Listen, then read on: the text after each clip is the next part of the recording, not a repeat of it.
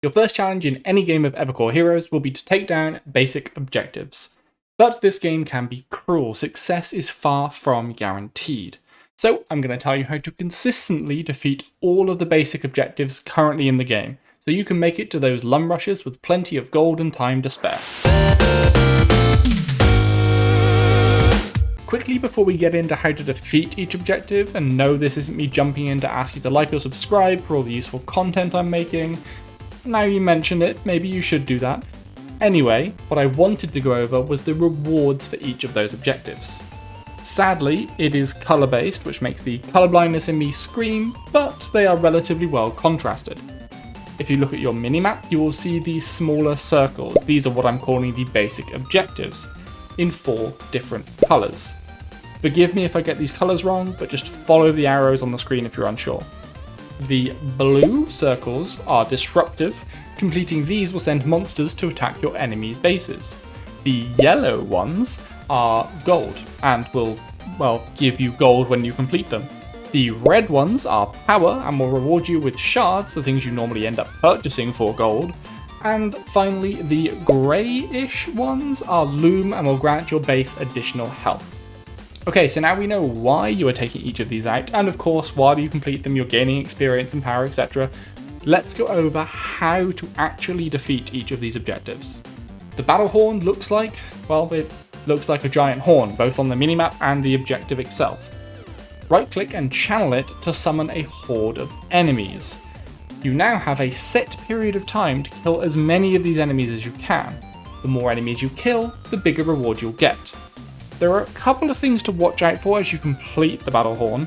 Firstly, these guys. They channel a healing ability that will undo all of your hard work trying to kill those bigger enemies if you aren't careful. Be ready to kill them, or at the very least control them when they start channeling, otherwise your reward is going to be pitiful. Secondly, these little ones. These are unassuming and might end up standing away from your team's AoE pressure, but can pack a decent punch at range themselves.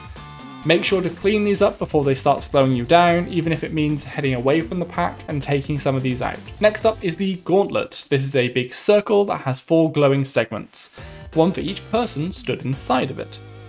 Once at least one person on your team is inside, monsters will start to attack from all angles. All you have to do is stand on the point long enough to unlock the reward. The more allies you have stood on the objective, the faster it will progress. So if you bring all 4 members into the circle, it will progress at its maximum speed. The number one thing to be wary of with the Gauntlet are the ranged enemies that spawn, even more so than with the Battle Horn, as you are forced to stand inside this circle to progress, but your enemies are not. Long range monsters can cause a bit of a headache, so make sure they are dealt with either by your own ranged DPS, or if you don't have any, or if they are busy doing something else, feel free to step out of the ring for a moment to deal with them before they start killing all of your friends. Generators are perhaps the most simple of objectives. They appear on the minimap as these 3 little blocks. To me it looks like a stack of ingots. When you arrive at a generator, it will be covered in monsters already, and all you have to do is kill every monster currently infesting the generator. There's no time limit, no capture zone, you don't have to stand anywhere important, so just take this one in a manner that is comfortable to you. The one tip I would add, however, is to be careful not to pull more monsters than you need to. Sometimes a powerful shard-bearing monster might be nearby, or perhaps you pulled a couple of groups of roaming monsters on your way here. You can kill them all at the same time along with the infestation horde, but it'll likely make it harder. Try to approach the generators without the extra trouble and only clear what you need to before looking for that next objective. The last basic objective we currently have in the game is the Crucible. This one looks like a cave entrance on the minimap and appears as one of these rocks with a health bar on it in the game itself. The objective here is simple but deadly. Destroy the rock known as a nest. As you attack this rock, however, more and more enemies will appear to defend it. To execute this one perfectly, you'll need the whole team to work together. Your tank should try to pull enemies away from the DPS, who themselves should be trying to burn the nest as quickly as possible, while splashing any of their AoE abilities on some of the monsters harassing your tank. And of course your support needs to bounce between those most in need of assistance, and if they can offer up DPS, of course try and get that nest down. I've had Crucibles that felt like the easiest objective ever, just burning through the nest and ignoring the monsters. But I've also wiped at Crucibles too, as the number of monsters spawning to defend their nest begin to overwhelm us.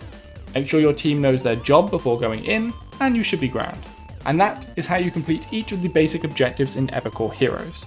Comment down below on any other guides you want to see, and as you pass down there, why not like and subscribe if you found this guide helpful. And I'll see you in the next video. Ciao.